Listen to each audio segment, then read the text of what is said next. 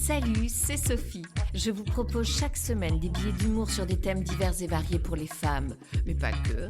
Pour les femmes expats, mais pas que. Pour les femmes expats à Dubaï, mais pas que. Bref, vous l'aurez compris, pas vraiment de règles, juste l'envie d'avoir un petit rictus. Allez, souriez, la vie est courte et les dents sont tellement chères.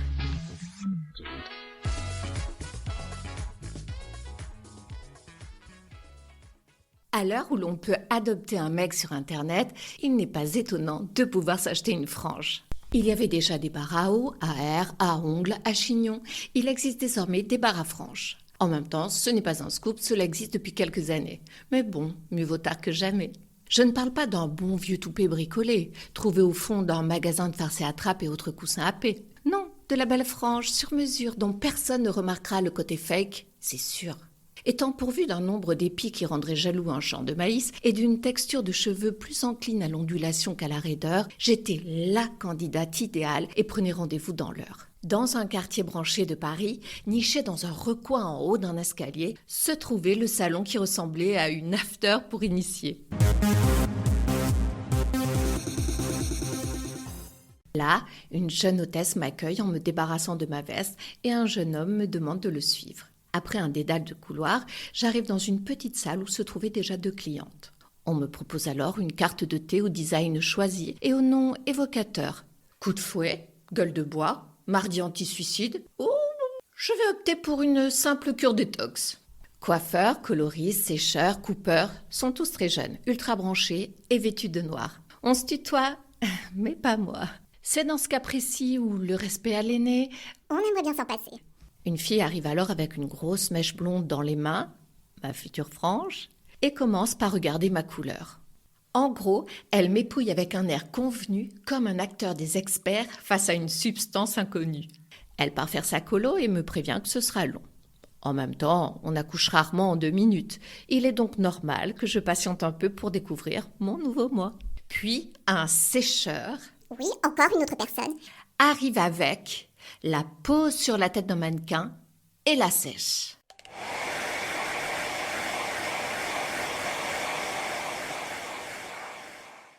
Impression bizarre et schizophrénie garantie. Déjà que je marchais à côté de mes pompes, là, je suis carrément assise à côté de ma frange. Le coiffeur débarque et me demande quelle coupe je souhaite. Si tu n'as pas d'idée, un poster avec plusieurs formes est là pour t'aider. Je lui dis que j'en aimerais bien une droite. Eh bien, lui, il préférait une effilée, qui adoucirait mon visage carré. Bon, ok. En même temps, il me tutoie. Je vais peut-être pas riposter pour ça. Il s'exécute.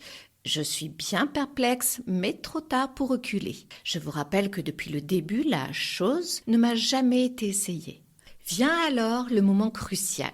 Il m'explique comment fonctionnent les 3 crochets et me la dépose bien en haut sur le sommet. Oh my god! Oh my god!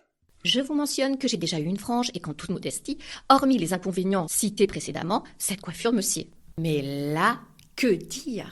Imaginez mon air consterné, dépité, démoralisé, avec ce qui pourrait s'apparenter à un petit animal mort illustré gisant sur le sommet de mon crâne désolé. Sortir à peine de ma bouche ces quelques mots. Oh, que c'est laid.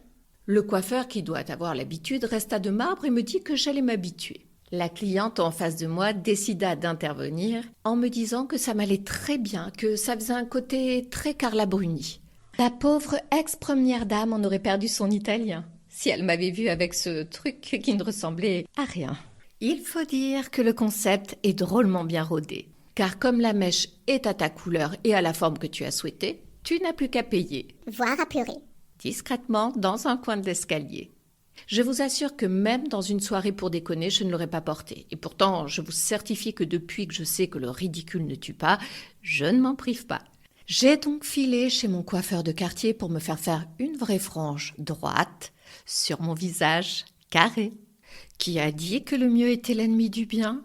Moralité, mieux vaut les siens qu'un toupet de cheveux, même brésilien.